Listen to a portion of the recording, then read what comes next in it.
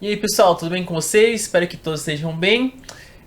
A gente está entrando na era digital agora, hein, gente? Nós vamos iniciar o nosso sistema híbrido de EBD, assim como o Tauê falou na semana passada.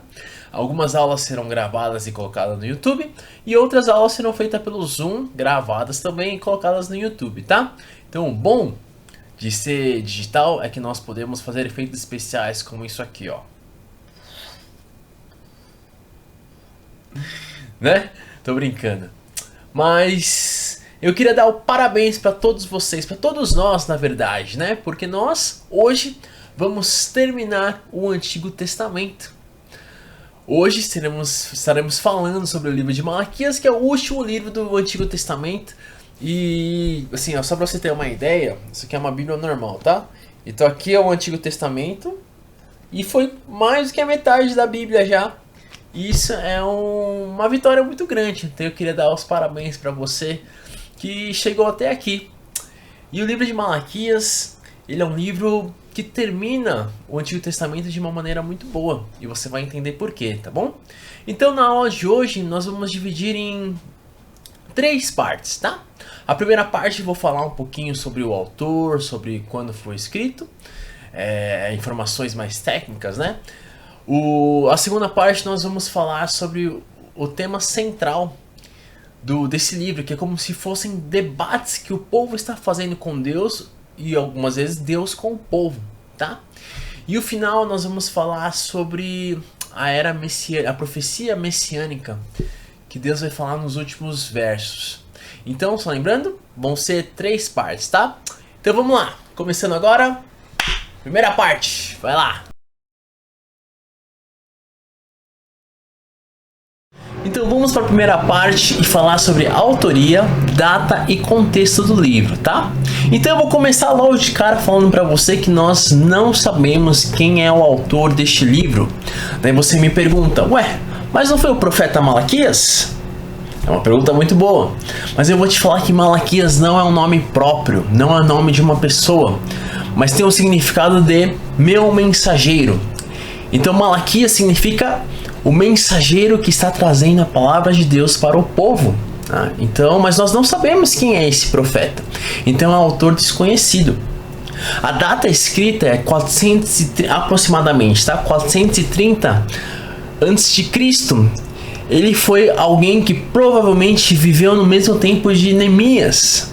Tá? Alguns autores vão falar que Malaquias foi escrito um pouquinho antes, e outros autores vão falar que foi escrito um pouquinho depois. Eu particularmente acho que foi um pouquinho depois de Neemias, tá? Por quê? Porque os pecados descritos aqui no livro de Malaquias é muito parecido com os pecados escritos nos livros de Neemias, tá?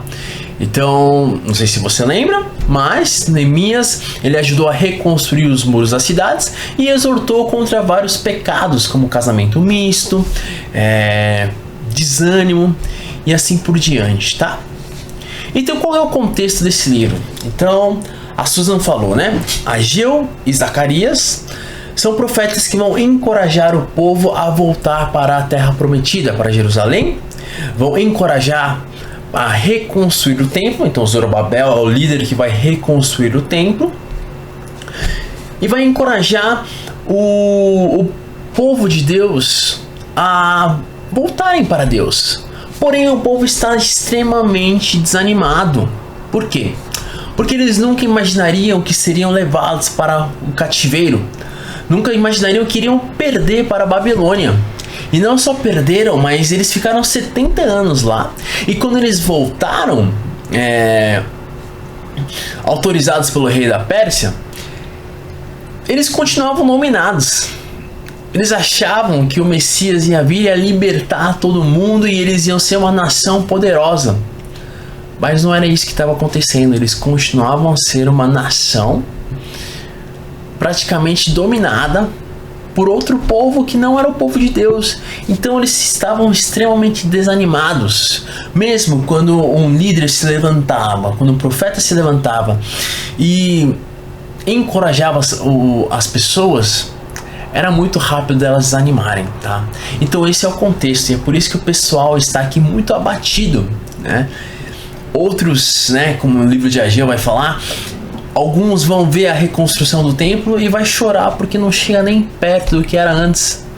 Os jovens vão chorar porque era algo que eles nunca tinham visto antes, mas eles não conseguem enxergar de fato a presença de Deus naquele lugar.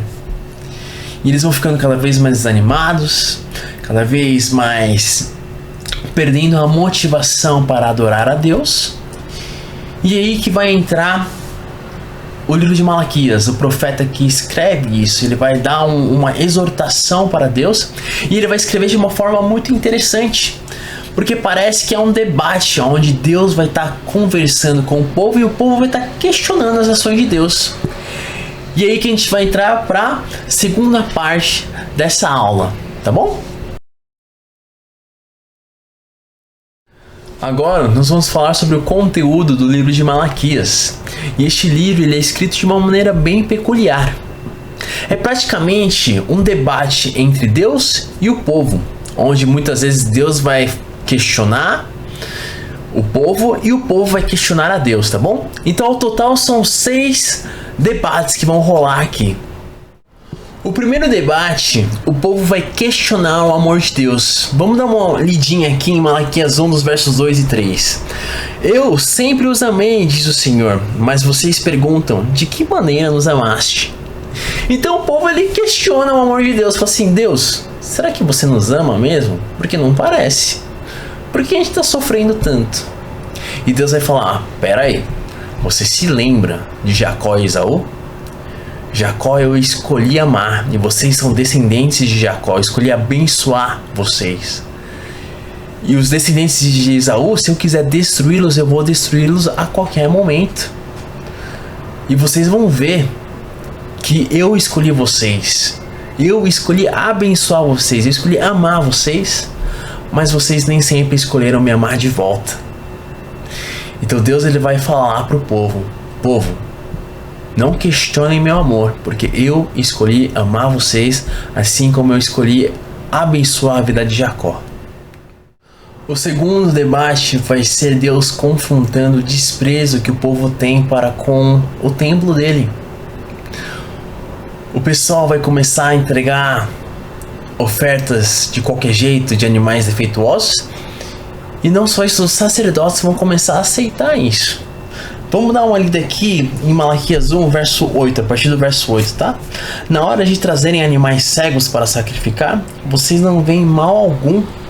Na hora de trazerem animais aleijados e doentes como oferta, também não veem mal algum. Tentem oferecê-los de presente ao governador. Será que ele se agradará de vocês? Será que os atenderá?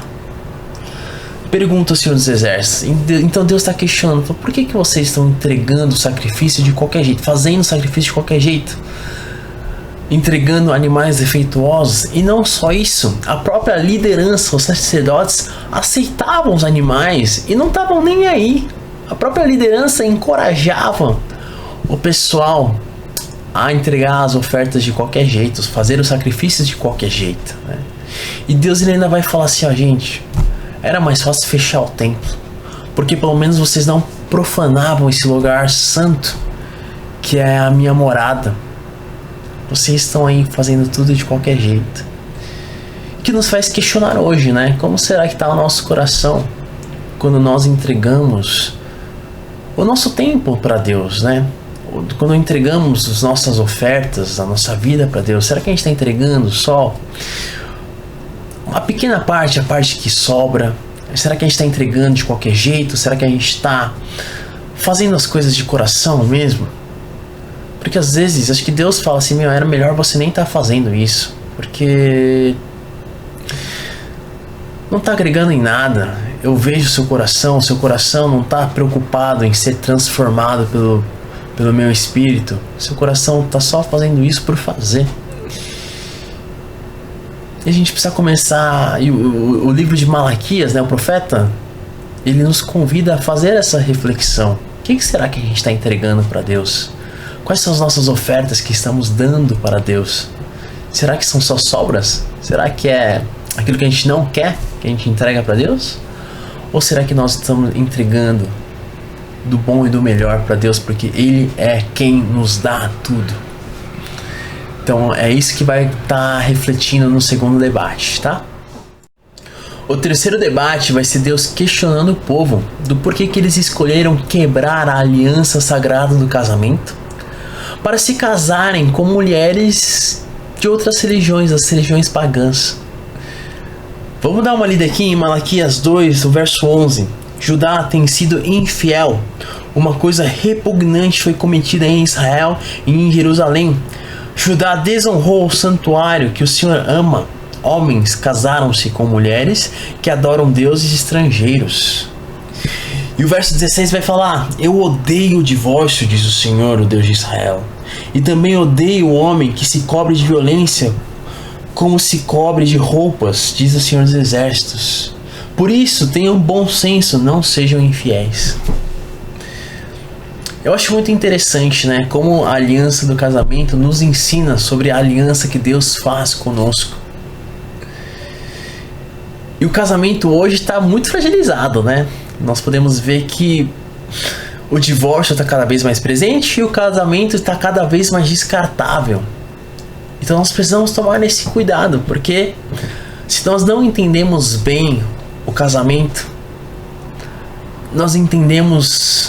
isso prejudica o nosso entendimento da aliança que Deus tem conosco. E a idolatria, que vai falar um pouquinho aqui também, é algo que vai colocar em xeque essa aliança que Deus tem conosco. Por quê? Porque Deus cada vez mais perde prioridade em nossas vidas, e o que cada vez mais começa a guiar nossas vidas são os nossos ídolos, são as coisas que nós damos mais importância, né? Então vamos tomar muito cuidado. Você que é casado, invista muito no seu casamento. Por quê? Porque você vai estar investindo também no seu relacionamento com Deus. Beleza? O quarto debate, o povo vai questionar Deus sobre a sua justiça. Falar: Deus, será que você é justo mesmo? Porque não parece. Vamos dar uma lida aqui em Malaquias 2,17. Vocês têm cansado o Senhor com as suas palavras? Como temos cansado? Vocês ainda perguntam. Quando dizem: todos os que fazem o mal são bons aos olhos do Senhor, e Ele se agrada deles. E também quando perguntam: onde está o Deus da justiça? Então o povo começa a questionar, fala assim: Deus, por que os que fazem mal prosperam? Por que nada acontece contra eles? E eles começam a questionar Deus. Mas Deus vai falar que Ele vai enviar um mensageiro que vai ensinar o povo a ser bom. E não só isso, mas aqueles que escolherem mesmo assim ser maus, aí Deus vai trazer justiça sobre essas pessoas. Então eu queria te encorajar. Eu sei que o mundo, assim, acontece muitas maldades. A gente liga a internet, né? Vai lá no site da UOL, sempre tem várias coisas absurdas acontecendo. E realmente parece que Deus não faz nada. Mas eu queria te encorajar a confiar em Deus. E que Ele sabe o que está fazendo e que Ele não está parado. Tá bom? O quinto debate, Deus vai questionar o povo do porquê que o povo está roubando a Ele. Como assim, né? Vamos dar uma lida aqui em Malaquias 3, verso 8 em diante. Pode um homem roubar de Deus? Contudo, vocês estão me roubando. E ainda perguntam: como é que te roubamos? Nos dízimos e nas ofertas. Vocês estão debaixo de uma grande maldição, porque estão me roubando. A nação toda está me roubando. Tragam o dízimo todo ao depósito do templo, para que haja alimento em minha casa. Ponham-me à prova, diz o Senhor dos Exércitos, e vejam se não vou abrir as comportas dos céus e derramar sobre vocês tantas bênçãos que nem terão onde guardá-las. Então Deus vai questionar o povo, assim: por que vocês deixaram de dar o dízimo? Vocês sabem que o dízimo é importante para manter o templo funcionando, porque os sacerdotes, eles precisam de alimento, eles precisam ganhar o salário deles. E não só isso, mas manter os sacrifícios, os altares acesos, exige a contribuição de vocês. Mas vocês acham que isso já não vale mais a pena, que vocês não precisam mais disso para viver. E Deus está confrontando, falou assim: não, calma aí, gente. Vocês acham que a vida de vocês está boa, sim, mas entreguem a vida de vocês para mim. Faça o dízimo, os 10%, entregue isso para mim, para vocês verem o quão eu quero abençoar vocês. Isso nos faz perguntar, né? O que será que nós temos dado para Deus ultimamente? Será que assim, dízimo é 10%, né? E aqui é bastante coisa. Será que a gente tem confiado mais no nosso dinheiro para nos trazer segurança do que confiado em Deus? Malaquias vai questionar isso em nós. Então eu espero que todos nós possamos confiar em Deus e saber que Ele é fiel conosco, basta nós sermos fiel para com Ele. Não no sentido que Deus não vai ser fiel quando nós não somos fiéis, mas nós só conseguimos usufruir da fidelidade de Deus a partir do momento que somos fiéis com Ele, a partir do momento que nós confiamos nele. Ou senão a gente vai acabar focando em outras coisas que vai dar falsa sensação de segurança. E o sexto e último debate vai ser mais uma vez o povo questionando a justiça de Deus, se questionando se realmente vale a pena seguir a Deus, porque parece que não. Vamos dar uma lida aqui em Malaquias 3, versos 17 e 18. No dia em que eu agir, diz o Senhor dos Exércitos, eles serão o meu tesouro pessoal. Eu terei compaixão deles como um pai tem compaixão do filho que lhes obedece. Então vocês verão novamente a diferença entre o justo e o ímpio, entre os que servem a Deus e os que não o servem. Então o povo aqui, eles ficam questionando, assim, do que adianta servir a Deus se parece que não tem diferença alguma, se parece que o mal prospera muito mais do que aquele que é justo. Deus, ele vai reafirmar assim, gente, não se preocupem, porque no dia em que eu agir, vocês vão ver que vai valer muito mais a pena ser aquele que me obedece, aquele que me ama, aquele que é justo, ao invés de ser aquele que me desobedece, que é ímpio, que trata com maldade os outros. Tenho a plena convicção de que eu vou agir. Então, mais uma vez, é um lembrete para nós de que seguir a Deus vale a pena. Pode ser que a gente não enxergue isso no momento, mas nós precisamos ter a fé na eternidade. Nós precisamos confiar na eternidade. Ou senão realmente fica difícil se a gente só está olhando o aqui e agora. É muito fácil de desanimar. Então peça para o Espírito Santo te ajudar a enxergar o que está por vir. Porque Deus afirma que vai valer a pena para o justo. Vai valer a pena para aquele que segue e ama a sua palavra. Então esses são os 6 debates do livro de Malaquias entre Deus e o povo. Então, só fazendo um resumo rapidamente. O primeiro debate, o povo vai questionar o amor de Deus. Será que Deus realmente nos ama? Porque não está aparecendo, né? O segundo debate vai ser Deus confrontando o povo sobre o desrespeito que o povo está tendo para com ele, né? O desprezo, porque eles estão oferecendo animais defeituosos, animais cegos. E não só isso, os sacerdotes, que são os líderes, que deveriam ensinar e corrigir o povo, eles estão nem aí também. Então fica uma pergunta no ar, né? Como será que está sendo a nossa vida espiritual? Como que está a nossa igreja? Será que nós estamos oferecendo o melhor para Deus? Ou será que estamos oferecendo só os restos, só os animais defeituosos, né? É de se perguntar. O terceiro debate vai ser Deus questionando o povo do porquê que eles escolheram quebrar a aliança do casamento entre eles para correrem atrás de mulheres pagãs, que automaticamente vai levar o povo a uma idolatria e consequentemente à morte. Só lembrando que a sociedade de hoje tornou o casamento, a aliança do casamento, em algo descartável, mas saiba que Deus preza muito isso. Então invista muito no seu casamento. Se você quer casar, entre com essa mentalidade que se você se casou, você tá numa aliança sagrada lá, que vai te ajudar a entender a aliança que Deus faz com o seu povo também, tá bom? O quarto debate, o povo vai questionar sobre a justiça de Deus. Perguntar a Deus, será que você é justo mesmo? Porque não parece, porque parece que você ama mais as pessoas más, porque são elas que prosperam. E Deus vai falar, calma aí, vai chegar a hora que eu vou julgar essas pessoas e eu vou ajudar o meu povo a tirar o pecado delas, mas aqueles que rejeitarem eu vou julgar. O quinto debate vai falar sobre o dízimo, o arrependimento através do dízimo, onde o povo escolheu deixar de dar dízimo e fazer o templo parar de funcionar, porque eles não achavam mais o templo importante. E Deus vai questionar: por que vocês estão me roubando? Por que vocês não deixam eu fazer parte da vida de vocês? Porque eu quero trazer muitas bênçãos na vida de vocês. E a pergunta mais uma vez é: será que a gente tem entregado nossas vidas a Deus? Porque esse é o único jeito, é confiando nele que ele se demonstra fiel a nós. Quando nós não confiamos nele, não quer dizer que ele é infiel a nós, mas quer dizer que nós não usufruímos dessa fidelidade, sabe? E por fim, mais uma vez, o povo vai questionar sobre a justiça de Deus. E Deus vai falar pra gente ficar tranquilo, porque vai vir o julgamento sim.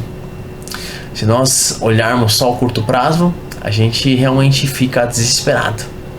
Mas olhe para a eternidade, e Deus vai trazer julgamento sobre aqueles que escolhem fazer o mal, e vai trazer muitas bênçãos e esperança para aqueles que escolheram ser obedientes a Ele, tá? Agora, nessa terceira parte, eu gostaria de falar sobre o finalzinho do livro de Malaquias e como ele fecha bem o Antigo Testamento e abre portas para o Novo Testamento, tá bom? Então eu queria ler com vocês Malaquias 4, dos versos 4 a 6. Lembre-se da lei do meu servo Moisés, dos decretos e das ordenanças que lhe dei em Horebe para todo o povo de Israel. Vejam, eu enviarei a vocês o profeta Elias antes do grande e temível dia do Senhor. Ele fará com que os corações dos pais se voltem para seus filhos e os corações dos filhos para seus pais. Do contrário, eu virei e castigarei a terra com a maldição. Então, Malaquias, o livro de Malaquias vai praticamente fechar nos lembrando de obedecermos a lei de Moisés. Que é isso que a Torá nos fala, né? Os 5 primeiros livros vai nos lembrar. E toda a história do Antigo Testamento vai ter relação à obediência às leis de Moisés que Deus nos deu. E não só isso, ele vai abrir uma porta para João Batista. Ele vai falar que ele vai enviar alguém que vai preparar o caminho para o dia do Senhor, para o dia em que Jesus vai estar vindo julgar tudo isso, né? Então Malaquias ele fecha bem o Antigo Testamento, nos lembrando de obedecermos a lei de Moisés. Ele vai dar espaço para o Novo Testamento, já profetizando sobre João Batista e sobre o dia do Senhor. E a esperança vai estar nisso, né? No Novo Testamento, através da vida de Jesus. Então, gente, eu só queria mais uma vez dar os parabéns porque a gente chegou até aqui. A partir da semana que vem a gente vai falar do Novo Testamento. A gente vai chegar no ápice de tudo que é a vida de Jesus Cristo. E o motivo do porquê que a gente acredita em tudo que a gente acredita, do porquê que a gente segue tudo que nós seguimos, se resume na vida de Jesus, né? Então o Antigo Testamento inteiro se prepara para isso. E esse é o livro de Malaquias. Espero que vocês tenham gostado. Eu tentei fazer essa aula um pouquinho diferente, tá? Eu não sei se ficou do jeito que eu gostaria, mas é só um teste. E eu vou terminar com uma oração, então. Pai querido, nós agradecemos por esse momento, agradecemos pelo teu amor, agradecemos porque o Senhor é bom, Pai. Agradecemos por toda a história do Antigo Testamento, Pai, por todas pelas leis de Moisés, Pai, pelas histórias que nos ensina tanto, Pai, sobre o povo de Deus e sobre a nossa própria história. Agradecemos pela vida de todos os profetas, Pai, que nos alerta sobre os nossos pecados e nos alerta a voltarmos para o Senhor. E nós agradecemos, Pai, por toda essa história de esperança, Senhor. Abençoe a vida de cada um. É isso que eu te peço e agradeço. Em nome de Jesus Cristo. Amém. E é isso, gente. Muito obrigado. Tchau, tchau.